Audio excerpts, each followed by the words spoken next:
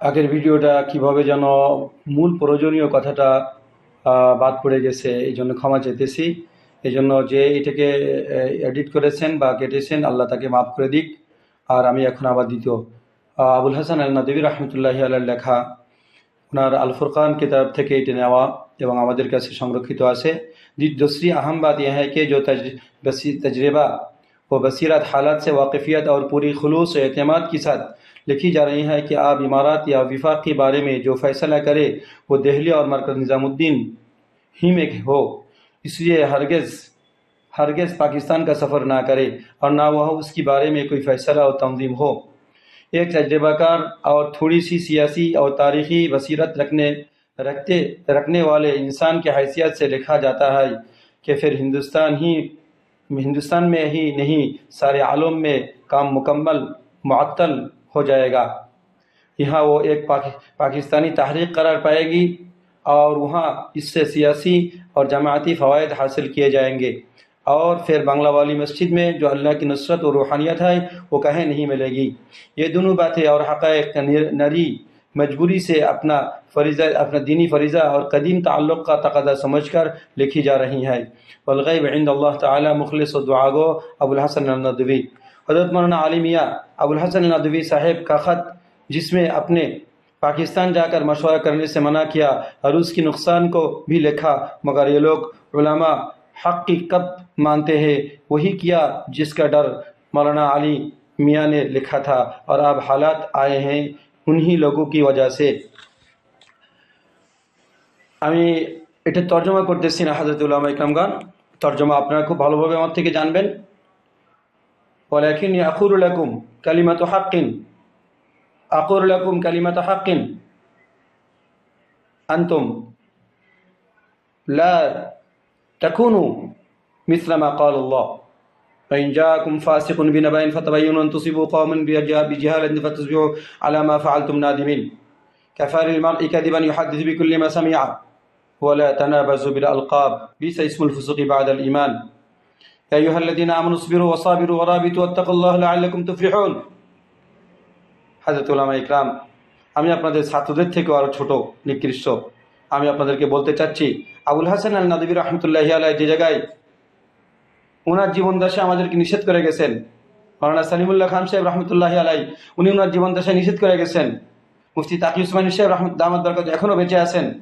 ওনাদের উপস্থিতিতে ওনাদের কথা অনুযায়ী আমরা কিভাবে, আপনারা যে চাপ দিতেছেন আলমী শূরাকে মানার জন্য, আমরা তাবলীগের সাথীরা কিভাবে আলমী শূরাকে মানতে পারি? আমরা তো আলী মিয়াঁ নাদভী রহমতুল্লাহি আলাইহিকে মানতেছি, আমরা তো সালিমুল্লাহ খান সাহেব রহমতুল্লাহি আলাইহিকে মানতেছি, আমরা তো মুফতি তাকি উসমানী সাহেবকে মানতেছি, আমরা তো আরশাদ মাদানী সাহেবকে মানতেছি, আমরা তো আবুল কাসিম নুরমানী সাহেবকে মানতেছি, আমরা তো দারুল উলুম দেওবন্দের পক্ষ থেকে যে সমস্ত তাকরিরাত আছে সেইগুলোকে মানতেছি। এই যে দারুল উলুম দেওবন্দের তাকরিরাত আমি আপনাদের সম্মুখে পেশ করব, দারুল উলুম দেওবন্দ কি বলেছে। जमात तबलीग का आपसी इख्तलाफ उनका दाखिली और इंतज़ामी मामला है, कोई इल्मी व फ़िक़ही इख्तलाफ नहीं है, इसलिए ये सवाल जमात की ज़िम्मेदारी से कीजिए, वो आपकी सही रहनुमाई फरमाएंगे। दारुल उलूम इस झगड़े में फ़रीक बनना पसंद नहीं करता है। इस मज़कूरा वाला फतवा में ये बात पूरी उम्मत मुस्लिमा को बता दी गई है। 2-2.5 साल के वक्फ़ा में मुफ्तियान शरीअत भी ये बात समझ गए हैं कि तबलीगी तहरीक का मौजूद इख्तिलाफ ना तो इल्मी है, ना ही फ़िक़ही है और ना ही शरई बुनियादी पर है, बल्कि सिर्फ इंतज़ामी बुनियाद पर है। हज़रत আমি আগামী এক সপ্তাহের ভিতরে আপনাদের প্রতিটি মাদ্রাসাতে, প্রতিটা হেফজখানাতে, প্রতিটা দারুল উলুমে, প্রতিটা জায়গাতে আমি এমন কিছু ডকুমেন্টস পাঠাবো, হয়তো ওই ডকুমেন্ট যারা দিতে যাবে তাদেরকে আপনারা মেরে শহীদ করে দিতে পারেন, তারপরেও পাঠাবো এবং যদি অনুমতি দেন আমি নিজেই নিয়ে আসবো আপনাদের কাছে এটা পেশ করার জন্য। আমি আপনাদেরকে জোড়হাত করে বলতেছি, জুলুম অত্যাচার অনেক হয়ে গেছে। আমাদের আমির সাহেব যে কথা বলেন বাংলাদেশের আলেম তালেবে ইলমদের কোনো দোষ না, দোষ হচ্ছে 2-4 জনের যারা কাকরালি বসে এদেরকে বিভ্রান্ত করেছে। দোষ হচ্ছে 2-4 জনের যারা কাকরাইলে বসে এদেরকে বিভ্রান্ত করেছে। দোষ মৌলানা জুবায়েরের, দোষ মৌলানা রবিউল হকের, দোষ মৌলানা ওমর ফারুকের, দোষ মৌলানা আব্দুল মতিনের, দোষ মৌলানা আবু জাফরের, দোষ মৌলানা দেলোয়ারের, দোষ মৌলানা এদের। আপনাদের কোনো দোষ দিচ্ছি না। আলহামদুলিল্লাহ আমাদের এই কয়েক বছরের অনুরোধের কারণে এবছর আমাদেরকে হত্যা করার জন্য কোনো মাদ্রাসার ছাত্ররা উলামা ইকরামরা আসে নাই।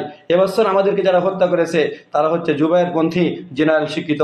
আল্লাহ উলামাদের সমঝদারি এবং উলামাদের আলহামদুলিল্লাহ নেক নিয়াতির কারণে আজ আমরা উলামাদের হাতে রক্তাক্ত হই নাই। আজ আমরা উলামাদের হাতে রক্তাক্ত হই নাই, আমরা জেনারেল শিক্ষিতদের হাতে রক্তাক্ত হয়েছি। যারা শাহাদাত বরণ করেছে আল্লাহ তাদেরকে জান্নাতে ফেরদাউস নসিব করেন। আমি দুঃখ প্রকাশ করতেছি যে যা কিছু ঘটেছে এর সঙ্গে আমরা কেউ জড়িত না। আমাদের সঙ্গে সার্জিসের কথা হচ্ছিল 3:32 আর ওই 32 মিনিট পর্যন্ত সে আমাদেরকে বলতেছিল যে তোমরা কেন মাঠে ঢুকছো, তোমরা কেন মাঠে ঢুকছো। আমরা মাঠে ঢুকি নাই, বরঞ্চ এখন একটা ভিডিও আপনাদের সামনে পেশ করা হবে। যে ভিডিওতে দেখা যাচ্ছে যে টুঙ্গি তুরাগ নদীর ওপারে বিদেশি ট্যান্টের এই 3 তলা থেকে আমাদের উপরে কিভাবে গুলি মারা হচ্ছিল। গুলি মানে গুলতি দিয়ে গুলি, মার্বেল আর পাথর মারা হচ্ছিল, আর অগ্নি স্ফুলঙ্গ এবং এভাবে কি বলে ওইটাকে এই মশাল মারা হচ্ছিল। আর আমাদেরকে আপনারা বলতেছেন যে আপনাদেরকে ঘুমন্ত অবস্থায় আপনাদের উপরে হামলা করেছে। কত মিথ্যাচারিতা করবেন, কত বাস্তব পরিপন্থী কথা বলবেন, কত সত্য কথা বলবেন। কি আপনারা আলেমদের নাম নিয়ে যা বলবেন তাই সব সত্যি হয়ে যাবে, আর আমরা জাহেলের কারণে আমরা সত্যি কথা বললেও সেটা মিথ্যা হয়ে যাবে? না না না, এটা হিন্দু ধর্মের অনুসারী না। হিন্দু ধর্মের গুরুরা যা বলে মিথ্যা বললেও তাদের অনুসারীদেরকে সেটাকে সত্য মনে করতে হয়। আমরা হিন্দু ধর্মের লোক না, আমরা ইসলাম ধর্মের লোক। এ জায়গায় আলেম এবং আওয়াম সবাই সত্য সত্য, মিথ্যা মিথ্যা। সত্য যার মুখ দিয়ে আসুক না কেন সেটা সত্য, মিথ্যা যার মুখ দিয়ে আসুক না কেন সেটা মিথ্যা। আপনারা বিগত 7 বছর পর্যন্ত বিভিন্ন মসজিদে, বিভিন্ন মঞ্চে, বিভিন্ন স্টেজে যত মিথ্যা কথা বলেছেন, বিগত 100 বছরে সিনেমা হলে এত মিথ্যা কথা হয় নাই। আপনারা যা বলতেছেন যাচাই বাছাই না করে বলতেছেন। কাফারিল মারই কাযিবান ইউহাদ্দিসু বিকুল্লি মা সামিআ। মানুষ মিথ্যাবাদী হওয়ার জন্য এতটুকুই যথেষ্ট যে যা শুনে তাই বলে। আমরা সমস্ত ডকুমেন্টস পেশ করব। আমি মওলানা আব্দুল্লাহ মনসুর বলতেছি, আমারই উপরে জিম্মাদারি ছিল এই জায়গায় মাঠে লোক ঢুকানো বা না ঢুকানো, আমরা ঢুকাই নাই। আপনাদের আক্রমণের কারণে 3:45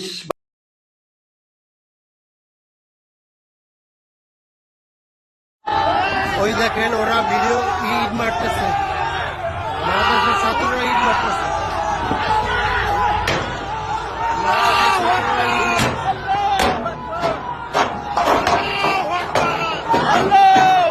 ওরে এমনি পালাইবে, এমনি পালাইবে। ওই দেখেন ইট মারতেছে, এই যে ইট মারতেছে, এই যে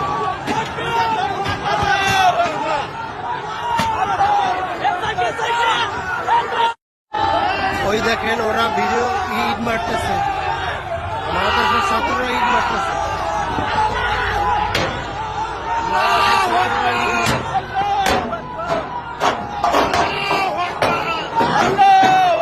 ওরে এমনি পালাইবে, এমনি পালাইবে।